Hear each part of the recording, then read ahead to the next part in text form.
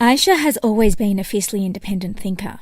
She grew up in a traditional Afghani immigrant family, which I found difficult to grow up with because I was going to in a school where I was being taught I have freedom of speech, I have rights, and when I was coming home I had to put on the act that I didn't have any rights, I didn't have any freedom of speech. I was obeying my father.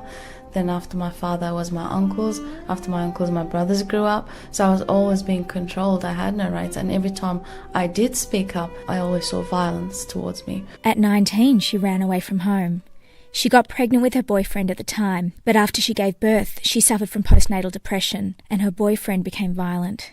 She fled, seeking refuge with a friend, but her family found her and insisted she return home. I was the taunt every day, You're a shame. How could you run away? You brought shame to the family.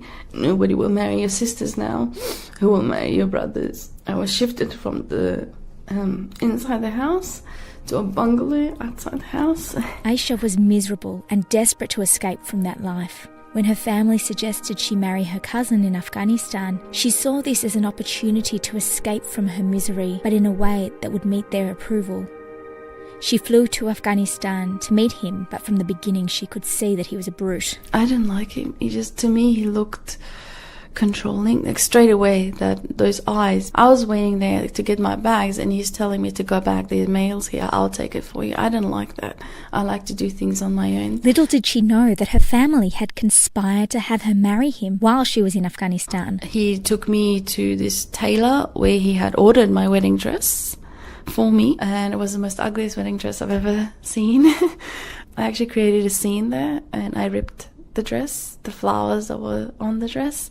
It was just left there without any help, any support. And I was hoping that, if I create a scene, there'll be police coming in the shop and asking, and then I could tell them. But silly me, there's no police in Afghanistan, so nobody came to help. When I went back home that day, I was punished for what I had done. Well, he told me this is Afghanistan, and that sort of behavior is not acceptable. I could see it in his face. He was very, very angry. And told him, I don't want to get married to you. And that's when he assaulted me. Don't want to talk about it. Aisha was depressed, even suicidal, but her family pressured her to arrange for his visa and bring him back to Australia. As soon as he arrived, the abuse continued. She turned to her family for support, but they insisted she stay with him. Her grandmother said that if she got pregnant with him, he'd change, but it made no difference to have a child. The violence continued, and then he turned on her son. At that moment, she finally decided to leave him. She reported him to the police, and he was imprisoned for 2 years. They divorced. But fighting for her own safety cost her dearly in other ways. Nobody wanted to know me. I would walk in shopping centres and the Afghans that I knew would just look away. They wouldn't say hello, or they would give me greases. My aunties told me not to come there anymore. My mom told me not to come around anymore because my brother doesn't like it. The day before her ex was released, he began to make threats to take their daughter. Under Afghani law, he could easily obtain a passport for their child without her consent.